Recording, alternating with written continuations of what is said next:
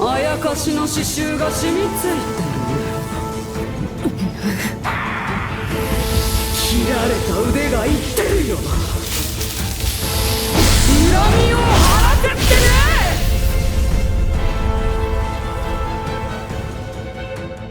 Hello.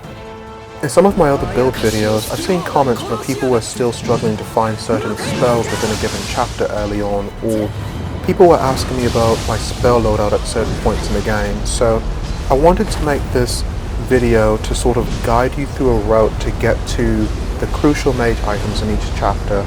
I'm not going to go over every single spell, but just what you need, like bare minimum each chapter for your mage. I'm going to use the map a lot so you can see my routing, because this game's world is too big for me to show you with my character manually running around. I think it'll be more confusing that way, so I'm going to use the map a lot.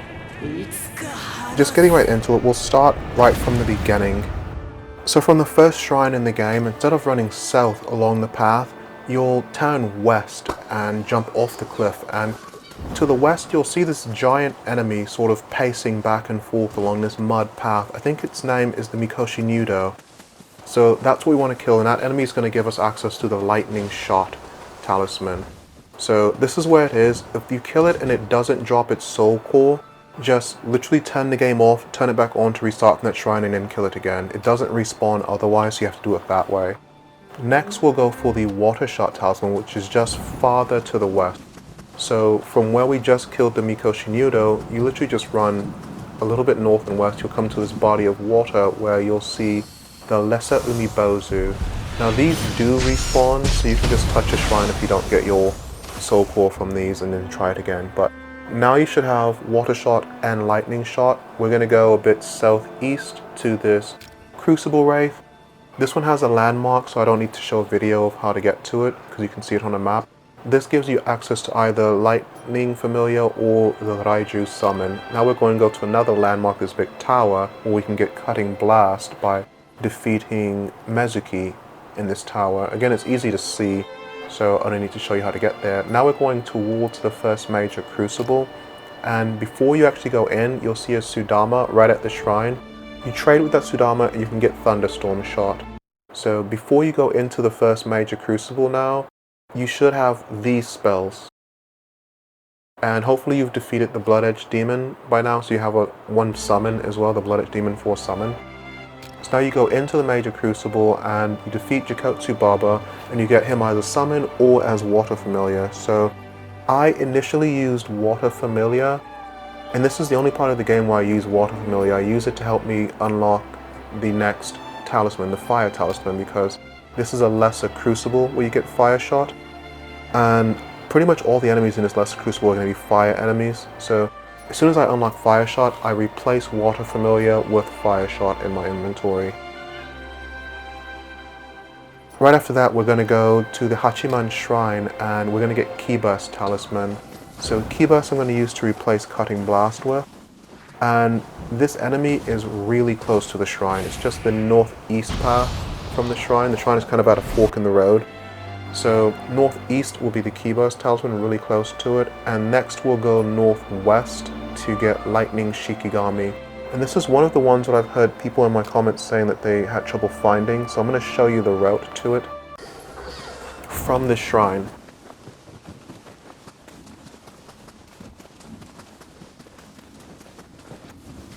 So once we get in here, you'll see one of those giant skeletons with the axe, and on either side, left or right, you'll have like a dweller that's throwing things at you.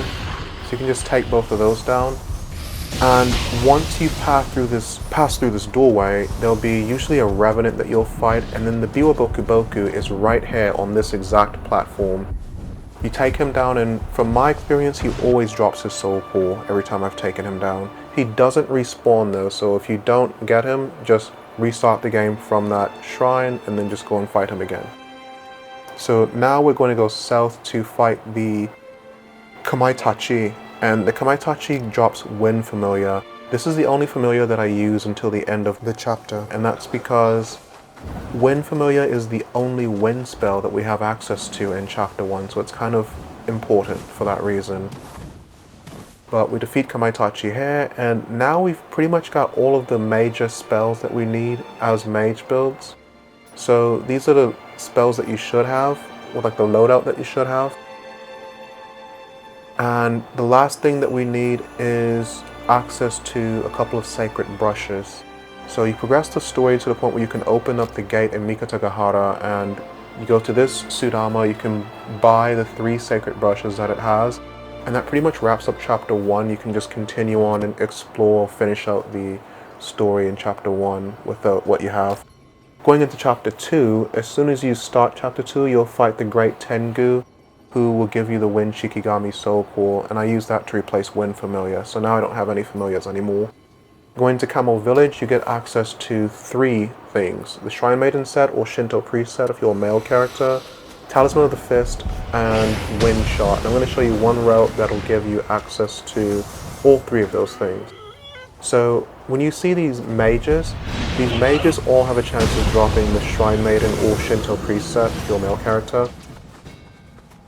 This Shikigami up ahead is going to turn into a One-Eyed Oni, so always let this one spawn, because the One-Eyed Oni is the enemy that drops the Talisman of the Fist Soul Core.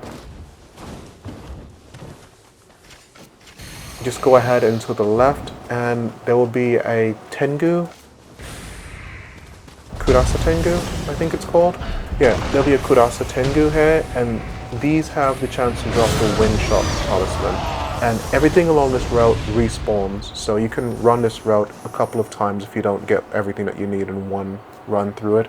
And if you're just really unlucky with getting Talisman of the Fist in this route, since it's such an important part of our mage build, it boosts our damage so much, I'm going to show you a second chance of getting it. This is a guaranteed Talisman of the Fist, since this is going to be a Crucible Ray. And I'm just showing this again because Talisman of the Fist is such an important part of our mage build. It boosts our damage so much. So if you don't get it in Camel Village, you can get it from this Crucible Wraith here. And after you have Talisman of the Fist, this is when I go back to chapter 1, because now I'm going to go after the Demon of Pride to get the Hellstream Talisman. And this is my spell loadout that I use when I fight the Demon of Pride. You notice I'm not using any water talismans, I'm only using 3 elements, and that's because right now we don't really have the firepower to be concerned with getting all 3 stacks of confusion. The first 2 stacks of confusion boost your damage, the 3rd stack only gives an additional slow to the enemy. So right now, when we have such low firepower, I'm kind of more concerned with just doing as much damage as possible. So I'm avoiding the elements that the bosses are resistant to right now. So after getting Hellstream, we're going to use that actually against the next boss that we fight, which is a story boss. It's Ibaraki Doji. She's a part of the main story, you can't miss her, but she's a really good summon, probably the best summon in the game, and this is my spell loadout when I fought her. So after you get Ibaraki Doji, we're going to go for their Hellfire Talisman just to the north. And this is my spell loadout for the Hellfire Demon of Envy boss fight. And the route to get to her from this shrine is pretty easy. You just jump across the rooftops and then down the ladders.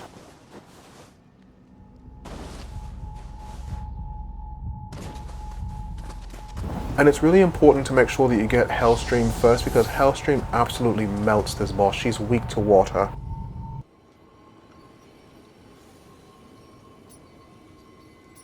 So after we've gotten that, we're going to go for Explosive Shot, and that'll be the last major spell in Chapter 2.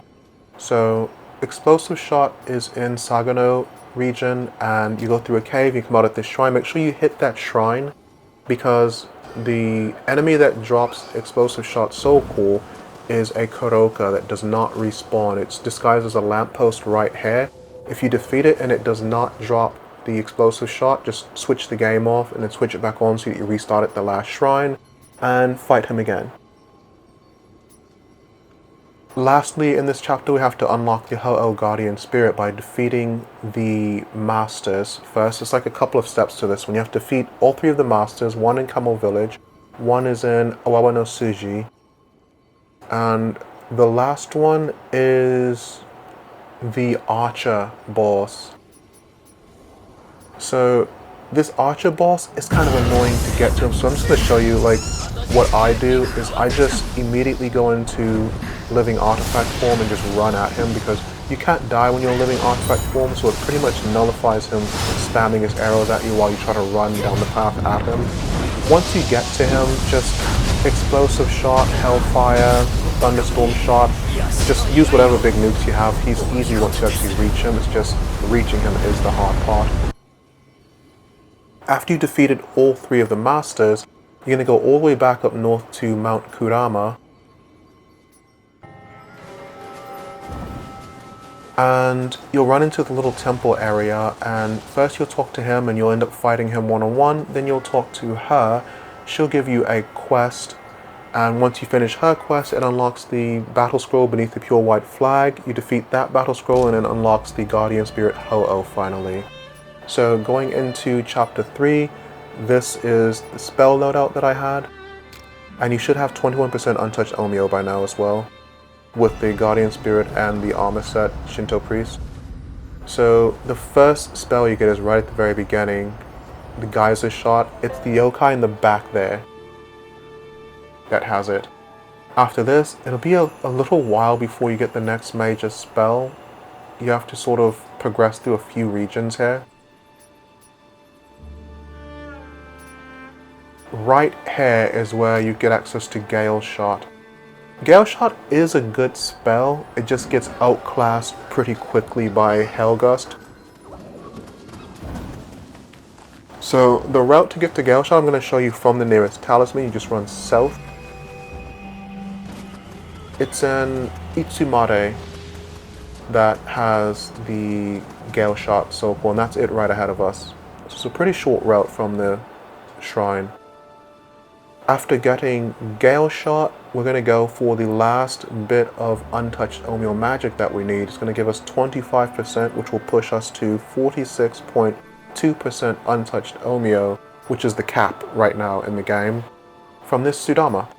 So you just trade with this Sudama for Mysteries of Omio Magic. So assuming that you've leveled up your Guardian Spirit Ho-Oh to level 40, you should now have the 46.2% is the max.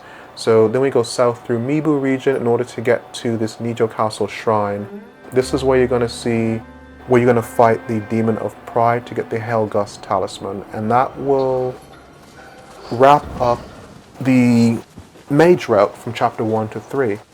So that's all I've got for this video.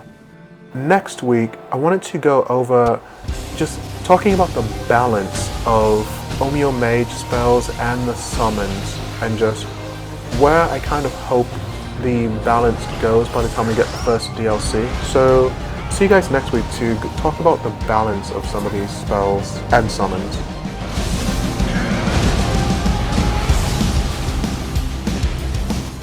You told your friend you're not okay, and tell me what's wrong and why you never said you felt that way. Guess you're trying to stay strong and fake a smile until I